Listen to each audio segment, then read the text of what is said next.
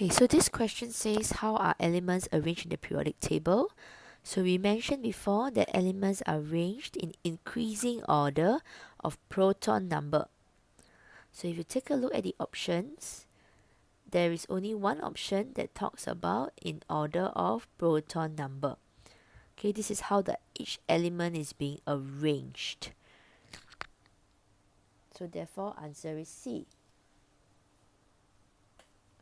Okay, next one. The electronic configuration of an atom Y is 2.6. Which statement is true of atom Y? So let's take a look at what they have first. So they're asking you about the group and the period. So how do we know the group and period? Remember, group is number of valence electron, period is number of shells. So 2.6, we can draw it out if it's easier to tell. So 2 shells, therefore it's period 2, 6 valence electrons, therefore it's group 6. So group 6 and period 2 will give you the answer C.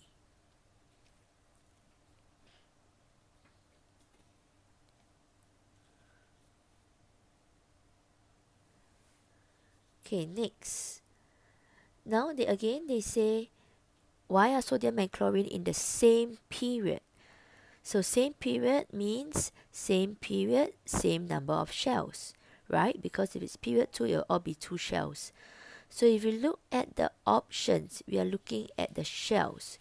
So the atoms of both elements have only 3 electron shells. So now we take a look, is that true? Sodium with 11 electrons will be 2.8.1.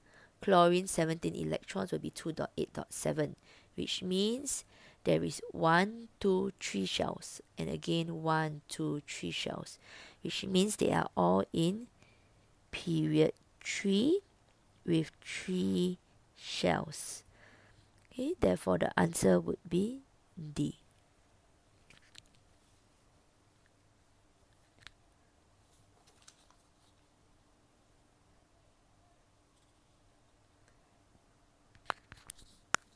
Next question. Element M forms an ion M minus.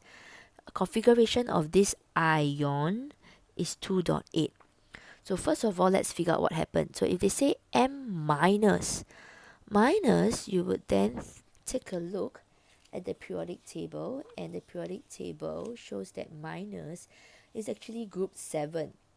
Okay, so what happens is M minus means it has gained 1 electron to have this 2.8 arrangement for the ion. So originally in group 7, the atom would be 2.7, and then it gains 1 electron to become 2.8. Right, so the atom is 2.7. So this is the atom, 2.7. So if it's 2.7, which group will it be in? So you can draw it out if you're not clear. Group is always dependent on the valence electron. So we have 7 valence electrons, so it's group 7. And the period always comes from the shell, so there is 2 periods, 2 shells, so it's period 2. So therefore the answer is group 7 and period 2, giving you option C.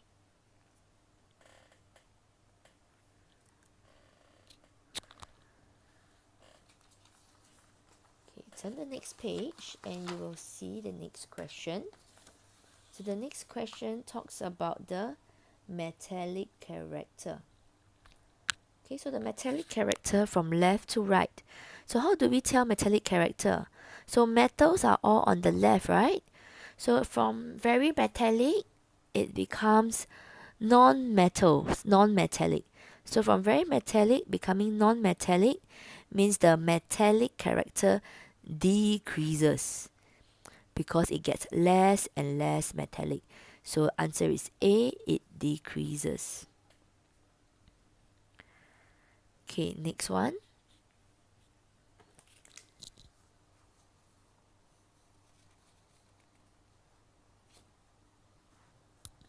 An atom of element R has an electronic structure of 2.8.6.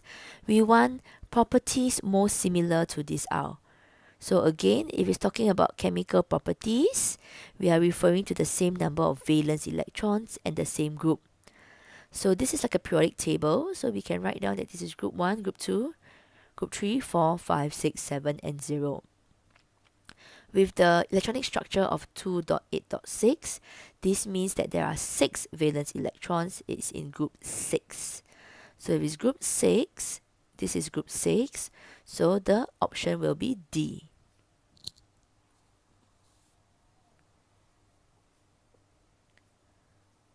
Okay, next one. Question 7. We have a proton number of 11. So let's take a look. From proton number 11, it tells us that there are 11 electrons, and we can even write the structure down. Then let's see what the question says.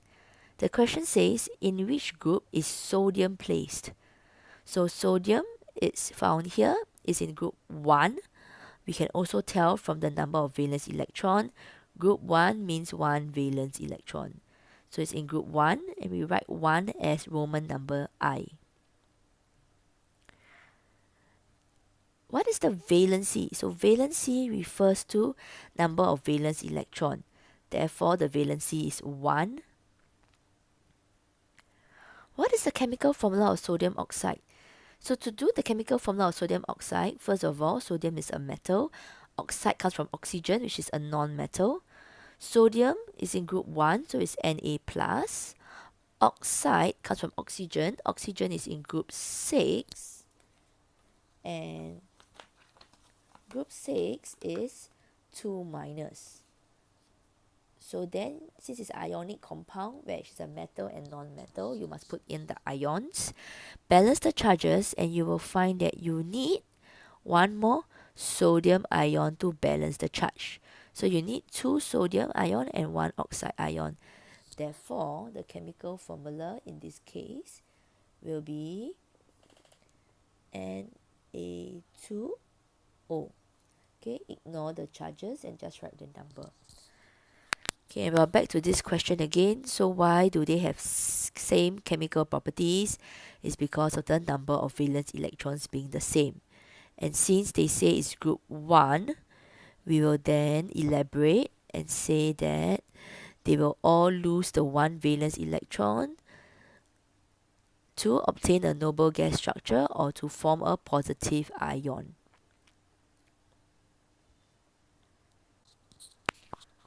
Okay, in this last question here, it talks about a new element, okay, or rather a missing element known as Aka aluminium, and that this element has 4 electron shells, and the outer shell has 3 electrons. So what we can tell so far is that if there is 4 shells, it means it must be in period 4. If there are 3 valence electrons, means it must be in group 3. So if you look at the question,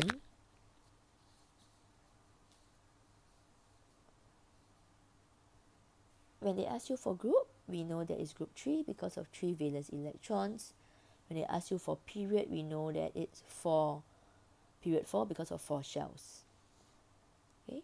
Then how do you know the number of valency electrons? So they already told you that the outer shell has 3 electrons, which means there is 3 valence electrons. Okay. Charge of each ion. So if it's 3 valence electron, means it's in group 3. Group 3 will all form an ion of 3 plus if it's a metal. So we will write Ea3 plus. Since they ask for the charge only, we will write, instead of Ea3 plus, we will write just 3 plus. Okay, because they want the charge only. And next, what is the formula of its oxide? So the ion will be Ea3 plus, oxide will be O2 minus.